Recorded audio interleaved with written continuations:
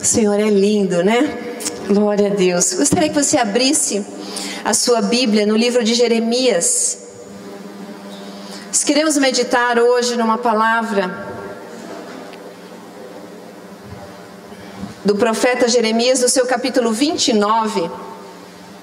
E nós vamos ler os versos de 4 a 9.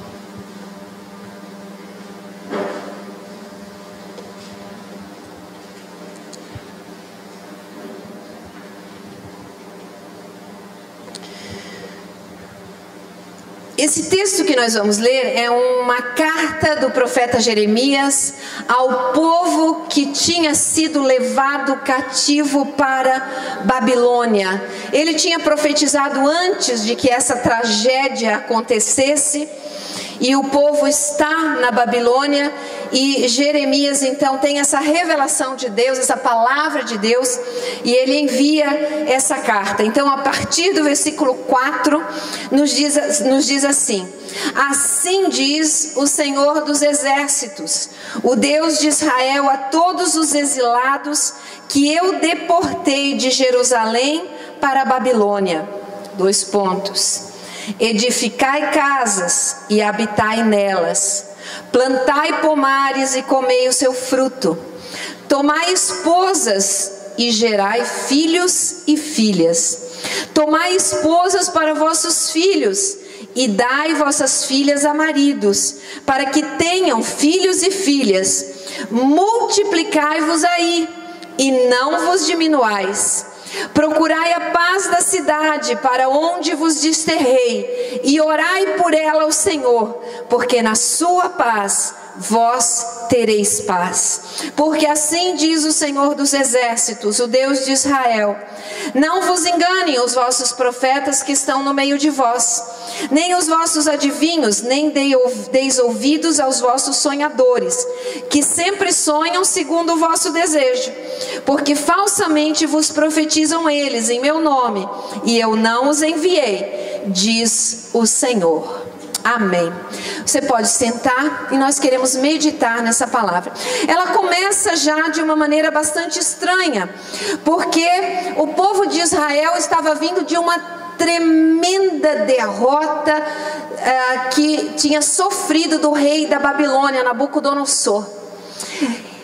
E Deus se apresenta, assim diz o Senhor dos Exércitos. O povo ia pensar: puxa, mas nós estamos aqui desterrados, exilados, e Deus vem se apresentar como o Senhor dos Exércitos. Por que Ele não nos deu uma vitória, como Ele podia fazer? E Ele podia mesmo, mas Ele tinha usado os seus profetas. Ele usou Jeremias, Ezequiel, Isaías para profetizar para aquele povo que eles estavam andando num caminho mau, e que do jeito que estava indo não ia dar. Deus ia vir com juízo, sim, sobre a vida deles. E Deus permitiu aquela derrota porque precisava trabalhar com o seu povo. E agora, como eles estavam lá vivendo em tendas, mal acomodados, Isaías é usado por Deus para dizer: ó, a coisa vai demorar. Depois se você continuar a ler o texto, você vai ver que demorou realmente 70 anos. Mas o que eu quero dizer é que muitas vezes Deus precisa falar conosco de alguma forma, e não tem outro jeito do que muitas vezes nos fazer passar por dificuldades, por momentos estreitos. E aí então Ele pode trabalhar, porque aí nós estamos abertos a ouvir a voz do Senhor. Porque muitas vezes queremos ouvir só aquilo que nos agrada, que é o que nós vimos no final desse texto que nós lemos, que o povo só olhava profetas que agradavam, que falavam o que eles queriam ouvir, e não ouviam aqueles profetas levantados por Deus, que falavam a verdade para o povo. Meus amados irmãos, eu gostaria de nos lembrar que você pode se perguntar: mas o que isso tem a ver comigo? Eu gostaria de lembrar que eu e você fomos criados também para vivermos numa outra terra, não nessa que nós vivemos hoje. Gostaria de lembrar que nós somos exilados nessa terra, porque nós somos criados para viver no paraíso, para viver na presença de Deus. Mas o pecado, a desobediência, nos tirou do jardim, como a gente canta, nos tirou do paraíso. Nós acabamos sofrendo consequências de maldições para viver nessa terra. Então nós somos exilados aqui, e esse texto, ele quer falar conosco. Ele tem alguns pontos importantes para que a gente se lembre. Se lembre primeiro que essa não é a nossa terra. Nós somos cidadãos dos céus, estamos nessa terra. E o Senhor Jesus, na sua oração sacerdotal em João 17, quando ele orou por nós, por mim e por você, ele disse: não peço que os tires do mundo, mas que os livres do mal. Então nós vivemos nessa terra e nós precisamos viver sob determinados princípios de Deus aqui nessa terra, independente de entendermos que somos forasteiros e peregrinos, que somos exilados aqui. E a primeira coisa então que está ali no versículo 5 é algo que o Senhor coloca, depois dos 2 pontos: a vida pessoal prática, uma vida financeira, uma vida de organização, que compete a nós. Muitas vezes nós queremos que outros façam por nós, ou queremos espiritualizar algumas coisas. Ora, se nós queremos realmente nos estabelecer na terra, ter um trabalho, ter um sustento, nós precisamos fazer alguma coisa, nós precisamos trabalhar, nós precisamos estudar. E aqui esse texto nos deixa claro que são coisas que competem a nós. Nós precisamos ter essa iniciativa. Ele disse: edificai as casas, bota a mão na massa, começa a construir, para de viver em tenda, para de ficar sonhando, e bota os pés no chão, porque é aí mesmo que você vai ficar. E ele diz: edificai casas e morem nelas. Ele diz: plantem árvores, plantem pomares. Plantar árvore não é uma coisa simples. Você não planta hoje e colhe daqui 2 meses. Você planta hoje para colher daqui um ano, 2 anos, 3 anos, 4 anos, depende. A árvore, tem o seu tempo de frutificar, de dar os seus frutos para viver. Isso aqui está nos ensinando que a gente tinha que ter o nosso negócio, o nosso trabalho, a nossa lavoura, e fazer a renda para não passar fome. Porque Deus estava ensinando o seu povo justamente a não depender do governo. Porque eles estavam sob o governo de Nabucodonosor, um governo opressor. Mas Deus não os estava livrando daquilo, mas estava ensinando-os a viver. Tem coisas, meus amados irmãos, que somos eu e você que temos que fazer. Tem coisas que somos eu e você que temos que buscar. E essa organização financeira, a Bíblia nos ensina que a gente precisa planejar, fazer as contas, não pode gastar mais do que ganha. E tudo isso compete a nós. Às vezes queremos culpar o inimigo, dona Dora, de coisas que são culpas nossas. Às vezes achamos que é perseguição, uma coisa que nós estamos errando, fazendo errado. Então tem coisas que competem a nós, e nós precisamos ter essa sobriedade e precisamos ter essa responsabilidade de consertar a nossa vida, de construir a nossa vida segundo os princípios de Deus, sim, mas fazer a nossa parte. Primeiro ponto que eu gostaria de ver com você. O versículo 6, ele fala de um outro tema extremamente importante. Ele fala de família. Ele fala aqui de casar, ter filhos e ver os filhos dos filhos. Ele fala de sonhar com a 3ª geração, com os netos, de ver a bênção de Deus, de ver os filhos dos filhos. Ele fala de edificar, de construir uma família. Sabe, hoje nós vivemos dias de uma sociedade que não quer casar, que não quer compromisso, que quer aproveitar a vida, que quer ser jovem até 60 anos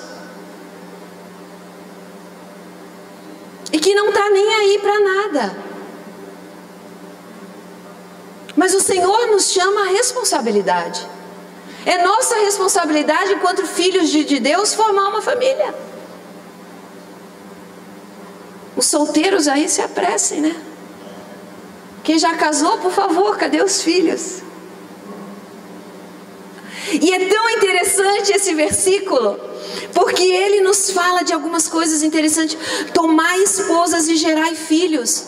Meus amados, eu já tenho falado isso aqui quantas vezes, que nós temos rejeitado os filhos de Deus. Nós vivemos numa geração que acha que filho é problema, que acha que filho é difícil. E a Constância está aqui, ela vai me dizer: se não é assim, ninguém liga para a criança. Liga quando é pequenininho, torna-se às vezes um ídolo dentro de casa, mas depois que cresce um pouquinho, às vezes até na igreja a gente acha, se incomoda com as crianças aqui. É aqui o lugar delas. Eu não gostaria nem que elas fossem lá atrás, eu acho que elas deviam ficar aqui com a gente.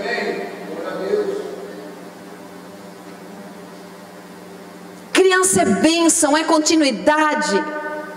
Criança não é difícil, criança não precisa de nada. Eu sempre digo para quem acha que ter filho é difícil, que precisa ter muito dinheiro, eles vão lá para a África.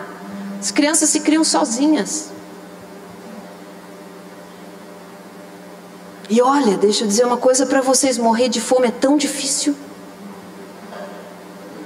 Morrer de fome é difícil.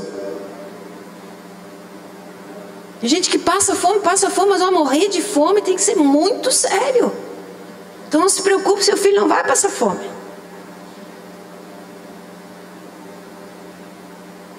E aí muitas vezes nós rejeitamos os filhos de Deus, nós não queremos. Por isso que nós olhamos o caos da família e às vezes a gente quer culpar, né? Culpar um, culpar outro. Mas quantas vezes a culpa é nossa, que nós não queremos edificar a família segundo a vontade de Deus. E aí nós estamos mais preocupados com bens materiais. Ontem eu vi um vídeo, e esse vídeo falava que um pregador perguntou: qual é o seu sonho? Perguntou para os jovens, né? Qual é o seu sonho? Perguntou numa igreja, e um professor universitário perguntou para sua sala. E na verdade, na igreja e na sala da universidade, o sonho era o mesmo: ter uma casa, ter um carro, ter uma profissão. Qual deveria ser o nosso sonho? Qual deveria ser o sonho para os nossos filhos, para as nossas famílias? Que eles cumprissem a vontade de Deus. Mas nós começamos a sonhar os mesmos sonhos que o mundo. Nós começamos a ter as mesmas expectativas que o mundo. E nós esquecemos de perguntar: o que Deus quer com o meu filho? O que Deus quer com a minha família?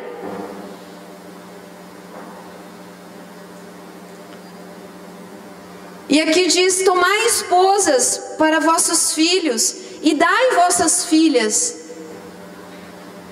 para que tenham maridos, para que eles também tenham filhos e filhas.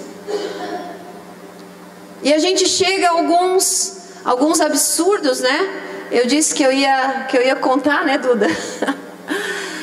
No dia do casamento do Duda e da Duda, Deus colocou uma coisa no meu coração. Eu nunca tinha ouvido aquilo, mas Deus falou comigo. E eu falei para Duda duas coisas. E eu disse: Duda, eu estava bem aqui, né? A Duda estava aqui. Eu disse: Maria Eduarda, eu te recebo hoje como minha filha. E eu quero que a partir de hoje você seja a mulher mais importante na vida do meu filho.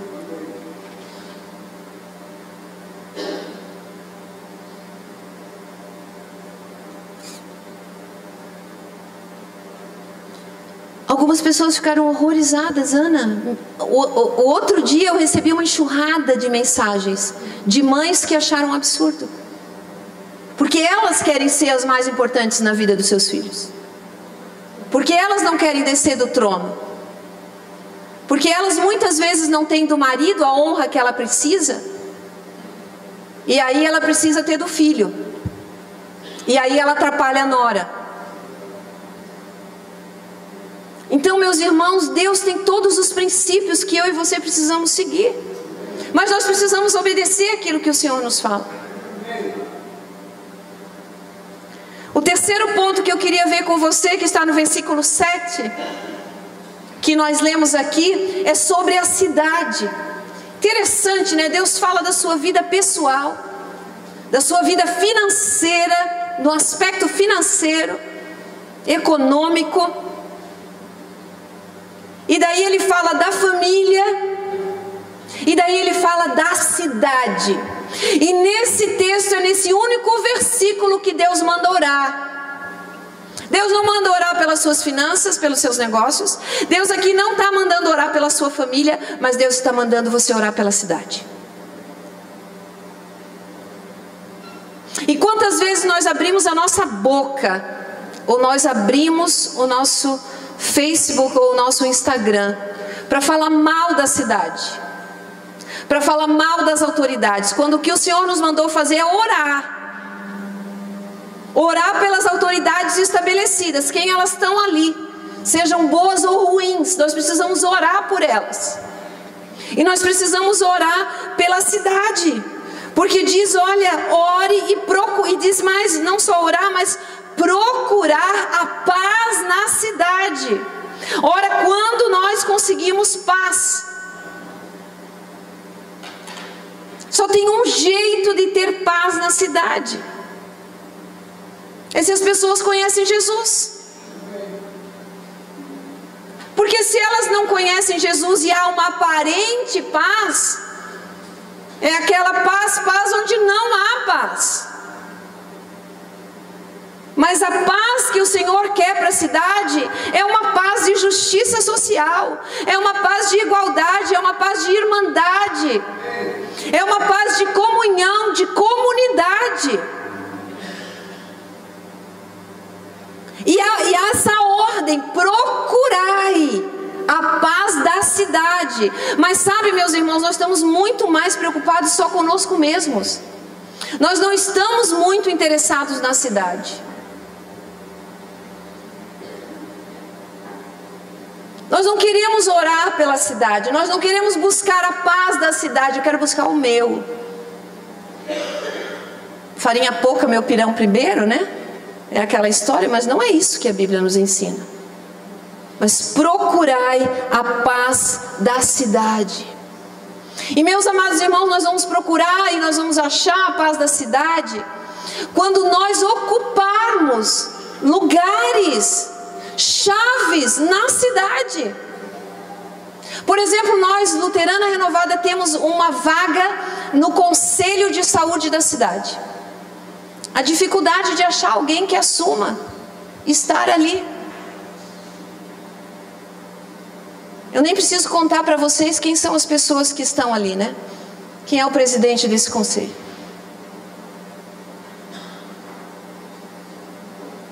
Então, meus irmãos, nós não queremos nos envolver. E muitas vezes nós achamos que se envolver com a obra de Deus é se envolver na igreja. Na igreja é legal, é bom. E a gente precisa de gente que atue aqui na igreja. Mas atuar na cidade é tão importante ou mais importante. Ocupar os espaços que advogados ocupam, professores universitários, professores nas escolas. Quem tem ocupado esses cargos? Quantas vezes eu acho que servir a Deus eu tenho que ser um pastor de tempo integral. Mas se eu for um médico, eu estou servindo a Deus. Se eu sou uma faxineira, eu estou servindo a Deus. Faça o melhor que você pode. Se eu sou um professor de educação física, que bom, estou lá na academia, mas estou servindo a Deus, glorificando a Deus.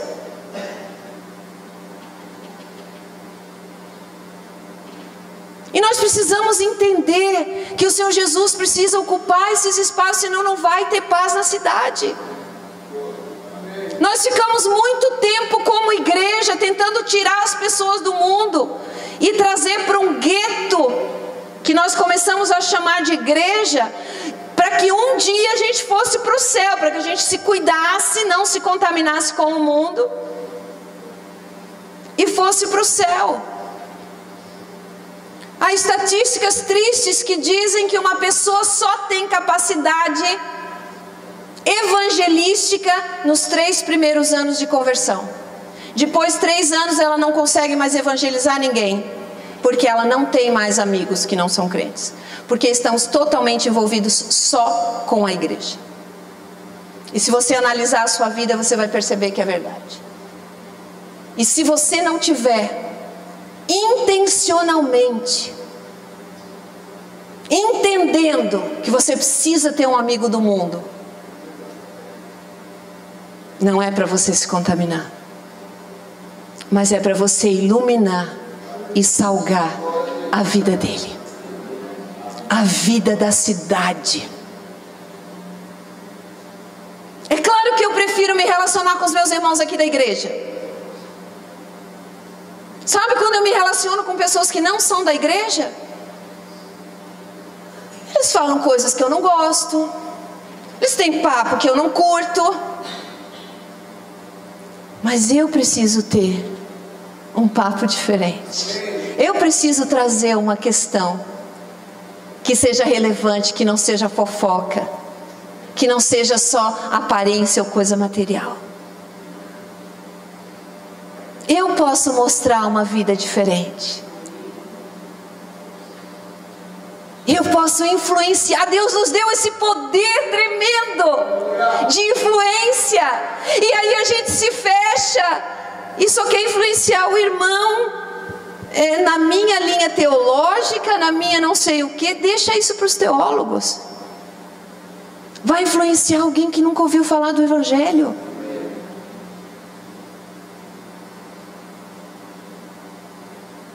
Tire um tempo para sair com alguém que não é cristão. Às vezes estamos tão envolvidos nas coisas só da igreja que não temos tempo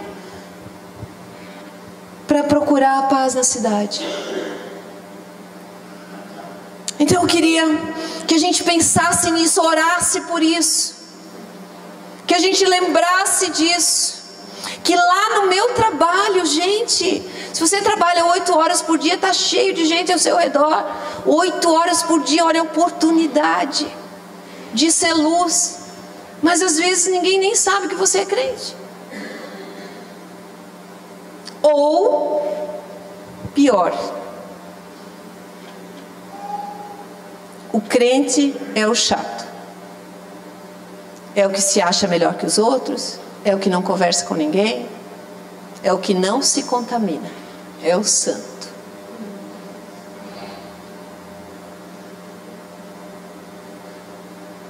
Pior do que ser crente desconhecido é ser conhecido. Aquele é o crente.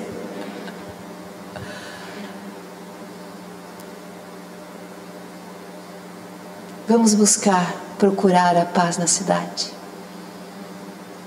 É no seu trabalho, é com um parente, é com um amigo.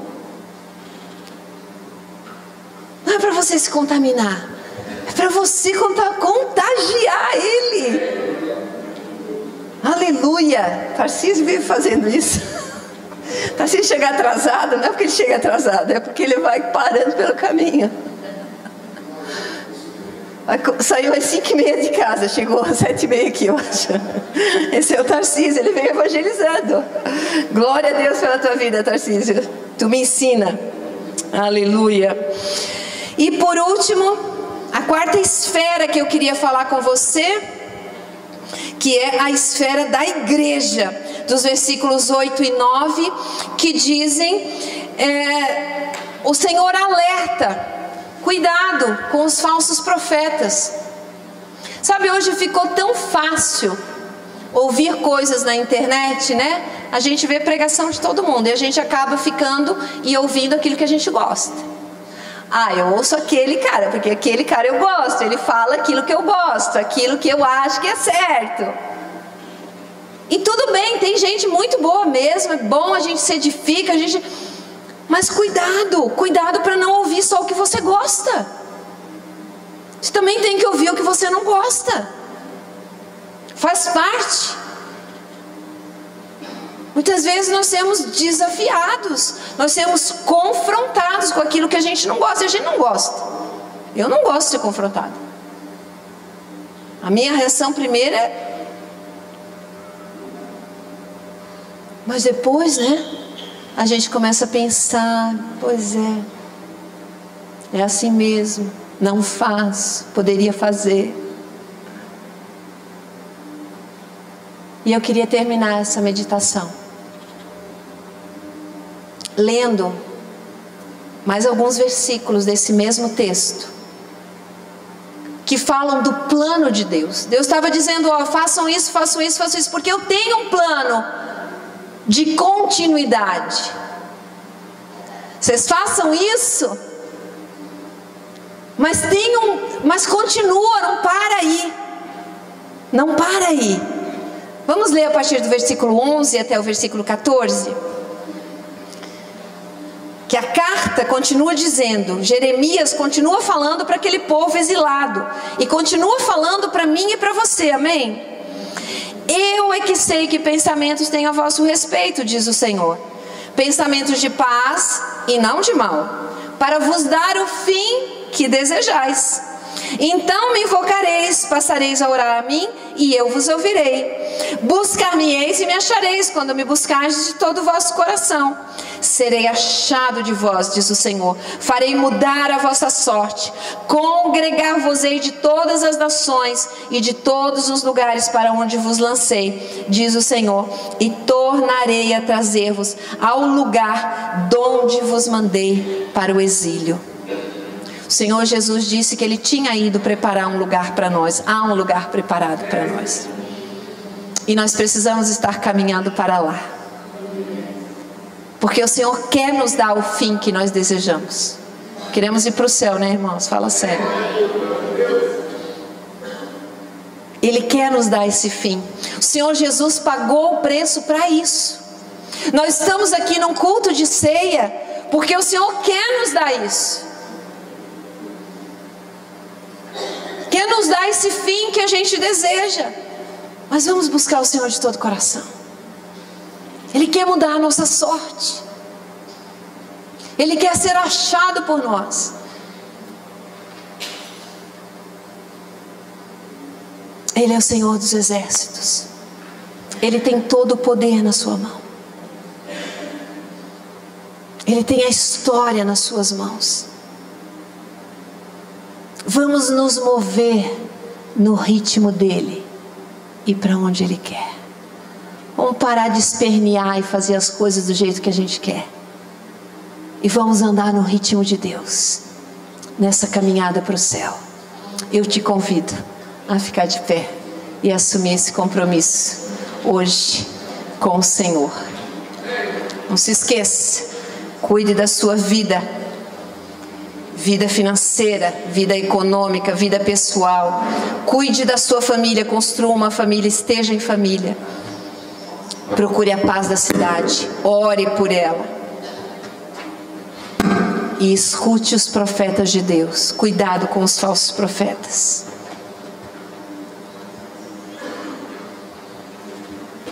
Nós temos corpo e sangue de Cristo nessa noite. Porque nós somos exilados, mas o Senhor quer nos fazer voltar à nossa pátria original. O Senhor quer nos fazer voltar a ser o povo dele. E Ele conseguiu isso quando lá na cruz do Calvário,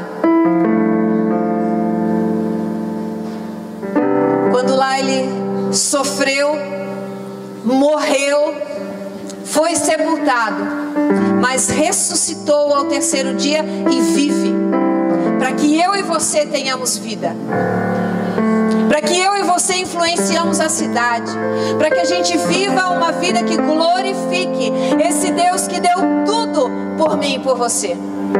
E essa noite é noite de compromisso, porque sempre que ceamos, sempre que tomamos o pão e o cálice, nos comprometemos de novo com o Senhor, e isso é sério. Isso não é uma brincadeira e não é um ritual.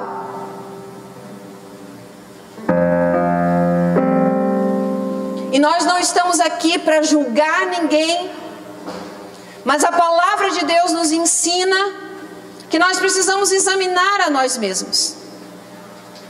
Porque tem muitos que comem e bebem indignamente, sem discernir o corpo e sangue do Senhor, e bebem para a sua própria condenação.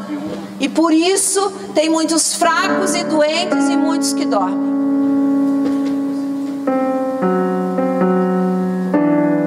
Então que a gente venha, que a gente ceie com alegria, mas também com responsabilidade, convicção e compromisso.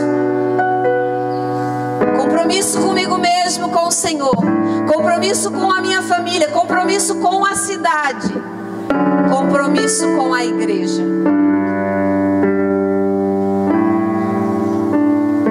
Vamos orar e ter um tempo de nos examinarmos a nós mesmos.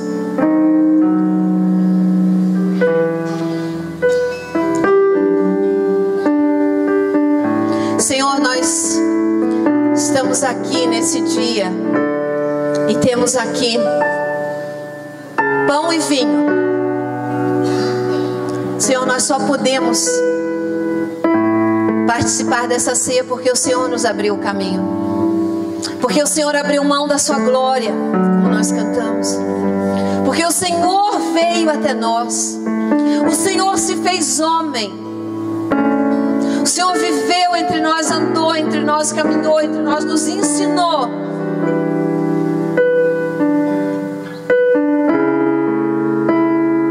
Nos ensinou a buscar a paz da cidade. Nos ensinou a reconhecer os falsos profetas. Nos ensinou a viver em família, em comunidade. Nos ensinou a sermos responsáveis com a nossa vida. E hoje somos mais responsáveis com aquilo que Tu fizeste por nós, com esse presente que o Senhor nos dá.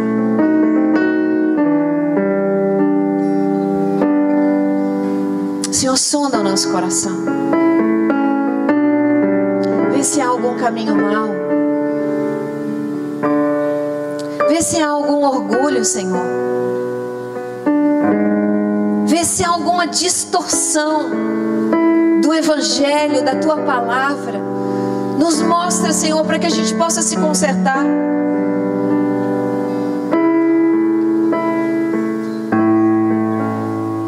Senhor, que Teu Espírito Santo que está presente neste lugar possa tocar as nossas vidas.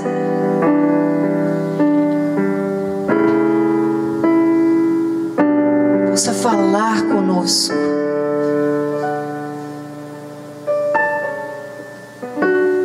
Possa nos apontar o erro do Teu jeito, que não é para acusar, mas é para consertar, é para fazer melhor, é para fazer diferente.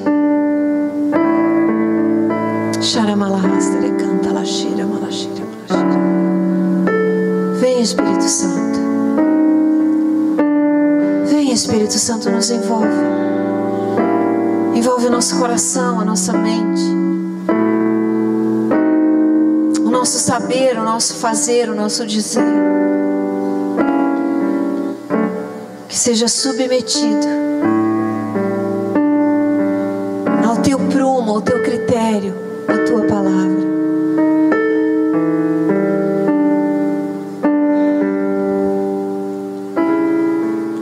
Deus, em nome de Jesus, nos dá um momento de ceia, de uma profunda experiência contigo, de meditando nessa nessa palavra queremos mais do Senhor. Nós não queremos mais do Senhor para ficar para nós, mas para dar para aquele que não tem.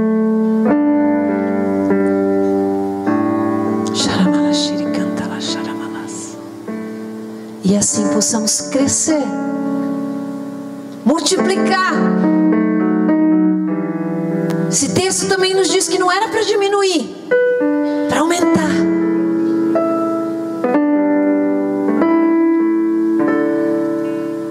E que no nome de Jesus possamos ser irmãos, possamos ser família, possamos ser comunidade do Senhor. Assim queremos glorificar o Teu nome, Teu santo nome, Jesus. Amém. E em 1 Coríntios, no capítulo 11, o apóstolo Paulo nos fala assim: porque eu recebi do Senhor o que também vos entreguei, que o Senhor Jesus, na noite em que foi traído, tomou o pão e, tendo dado graças, o partiu e disse: isso é o meu corpo, que é dado por vós. Fazei isso em memória de mim. Gostaria que você pegasse o seu pão e nós vamos orar. Deus amado, Deus querido, nós te agradecemos por esse pão. Senhor, te agradecemos porque o Senhor foi moído, o Senhor foi ferido pelas nossas iniquidades, pelos nossos pecados, e pelas tuas pisaduras, Senhor, nós somos sarados. Nós entendemos, Senhor, que quando comemos desse pão, participamos, Senhor, do teu sacrifício, da tua morte e da tua ressurreição. Por isso, Senhor, nós podemos ter vida, nós podemos ter esperança, nós podemos ter a certeza que estamos caminhando para a nossa pátria real, estamos caminhando para o céu. Senhor, e nessa caminhada não queremos ir sozinhos. Queremos, Senhor, levar todos que o Senhor nos deu. Queremos levar a cidade de Criciúma e quantas cidades o Senhor nos colocar. Deus, no nome de Jesus, nos ajuda, Senhor, a não perdermos tempo, a não desperdiçarmos o nosso tempo,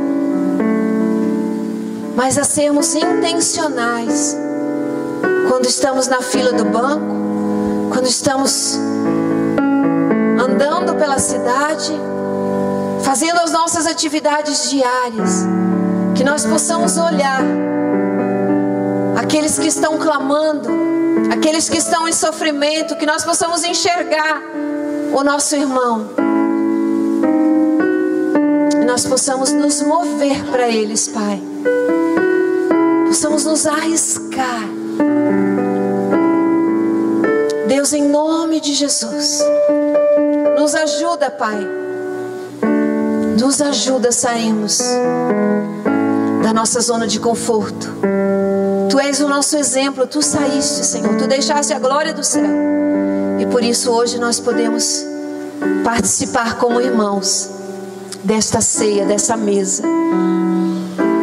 Senhor, assim Te louvamos e comemos o nosso pão, para que Ele nos fortaleça, nos levante, nos anime a sermos cada dia mais parecidos contigo, em nome de Jesus. Amém. Como o seu pão.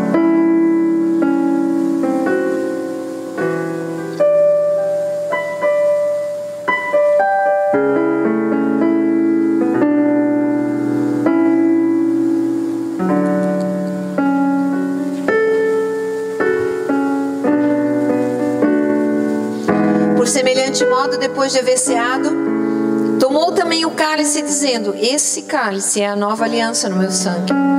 Fazei isso todas as vezes que o beberdes em memória de mim. Porque todas as vezes que comerdes esse pão e beberdes o cálice, anunciais a morte do Senhor, até que Ele venha. Levante seu cálice. Deus amado, Deus querido, esse cálice é o cálice da nova aliança. Não é uma aliança qualquer, é uma aliança de sangue. E só o Senhor derramou o seu sangue. O Senhor nos poupou. O Senhor derramou por nós. E nós te somos eternamente gratos por tão grande amor. Que esse amor nos constranja a ir além dos nossos limites, além dos nossos sonhos, além daquilo que podemos enxergar.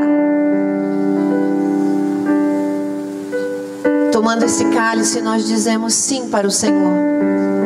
Mais uma vez, reafirmando o nosso compromisso, nossa responsabilidade, de que o outro, aquele que está perdido, é minha responsabilidade. Que ele saiba e conheça tão grande amor. Assim, Senhor, queremos buscar e procurar e orar pela paz da cidade, para que o Senhor seja entronizado nessa cidade e haja paz verdadeira na cidade. Senhor, assim queremos beber desse cálice, no nome de Jesus. Troque o seu cálice com alguém, abençoe a vida do seu irmão.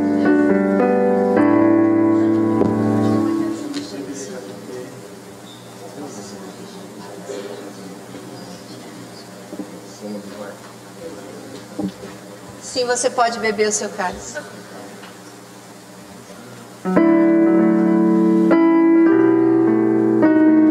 Aleluia. Dê um forte aplauso a Cristo. Aleluia. Ele é digno.